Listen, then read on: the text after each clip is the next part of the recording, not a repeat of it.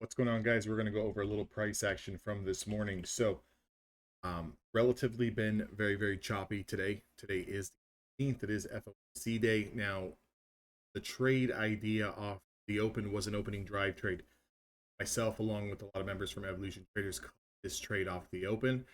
And what we were kind of looking at is kind of look at the pre-market, how we're just waving back and forth.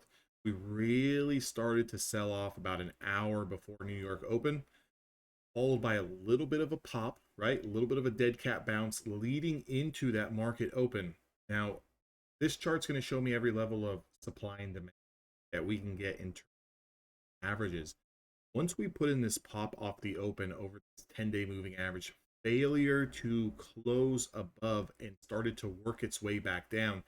This was the area through pre-market lows that a lot of us took. Now, in terms of stop loss and how you can manage risk is really going to be dependent on how much contracts you had traded on the table, right? So obviously, if you're trading multiple mini contracts, I would say you're looking for something a little bit more closer to a scalp. So if you can get 5, 10, 15 quickly, you're going to want to get out of that and then kind of just lock up those gains. What I like to use in these type of situations where you got a lot of downwards pressure is I try to find best low risk area where I can take the trade. So if I'm looking at pre-market lows sitting at 22,269, what I want to do is kind of maybe use my power trend. So for me, the power trend is going to be the 5-day moving average. Doesn't matter the time frame you're looking at. In this case, we're looking at the 5-day moving average. Any break and close over my power trend, meaning the 5-minute candle closes over the power trend, I'm going to get out of the trade. So in this particular case, if we were to break 72, 73, 74s, I'm going to want to get out of that trade. Okay, so if I zoom in here just a little bit to kind of get a closer little picture, this candle here is the opening drive. So the market opened, we started to shoot to the upside. No confirmation there. You can see we had a lot of resistance here at a linear regression, at the 20, at the 200, so forth and so forth, right? So there was definitely a lot of supply ahead, meaning that momentum and pressure is definitely downside. This was a significant candle here because from high to low, if we were to look at the entirety of this candle, it was about an 80-point range.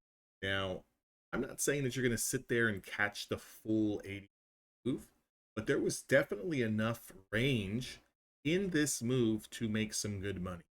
And when you look at getting through the 68s through this pre-market area, all you're going to do is enter into your trade here on the opening drive breakdown.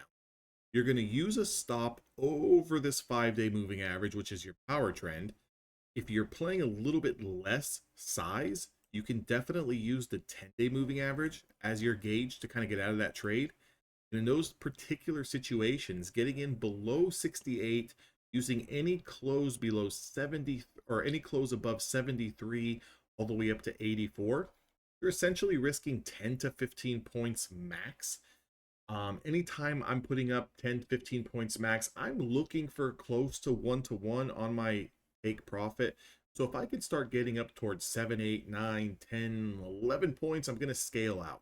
If I'm trading multiple contracts, meaning more than one, and I'm trading, let's say 2 or 3, well, for sure at 5 points, I'm going to sell 1. If I can get 10 points, I'm going to sell 2. In that last contract, I want to move my stop loss to break even. So it's going to be around 68 and just allow that trade to work until it pays, 2, 3 R, or I'm able to get stopped out, right? And at that point in time, it's just a free trade. We just live with the profits that we got on the first 1 or 2 contracts, depending on any contracts that you traded. Now, in this particular situation today, I took 2 contracts and I took a total of 8 points. So it really wasn't that much in terms of how much money I made on the move. Again, something I'm working on going into 2025 is actually kind of holding these positions a little bit longer. But it's hard to break out of the mold, right? I mean, I'm definitely more so of a scalper, so it doesn't really matter if I'm looking at the hour time frame. I'm getting these key areas and these levels. All I'm realistically looking to do is scalp a little piece of that bigger move. Okay, so I'm willing to let a lot of money go to have a higher win rate consistency. Okay. It's what kind of keeps me safe. It's what kind of keeps things a little bit more intact. And it just works for me. That was a beautiful trade setup. And then we had a nice push off of the floor. Again, we established a little bit of a day's low. This candle could have definitely been looked at as a sweep of those pre-market lows. You could have got an entry point here using this zone as a stop loss, right? So anything back in this zone, you're kind of holding it until we take out the low of day, showing that there's no continuation to the downside. You're going to want to sit in this trade. Now, price targets on something like this, if you got in here, is going to be either the 5-day moving average, the 10-day moving average, or the 20-day, right? Again, as we start to approach and close over these supply zones, you can definitely move your stop loss to break even and start to trail every moving average that we get up into till eventually you get stopped out here, right? But again, you're gonna have caught that whole move. So very, very good moves. Again, up until around almost lunchtime, I mean, this period here, I've been on the call with Evolution Traders. It's been an absolute just top fest, right? We had that little higher low bounce, good 40-point candle, and then essentially for 1 hour, it's in a very, very tight zone. So not a whole lot of potential here. You can see I drew this trend line here. We've actually tested it.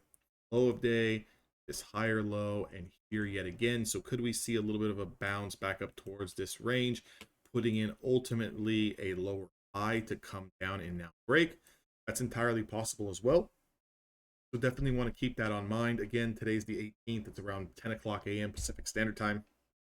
Just kind of giving a little bit of an update here of what's going on with Nasdaq futures and some trade ideas from this morning. Maybe you can go back and study them and see how you could have entered these trades, what you could have used as a stop loss, so forth and so forth. With that being said, I'll see you guys all on the next video. Make sure to like, comment, and subscribe. Also, guys, if you need Apex accounts or anything like that, use code DAnthony. That link is down in the description box below as well. If you guys are looking to join Evolution Traders, also check the description box. It's got all the information you guys need. I'll see all of you guys on the inside.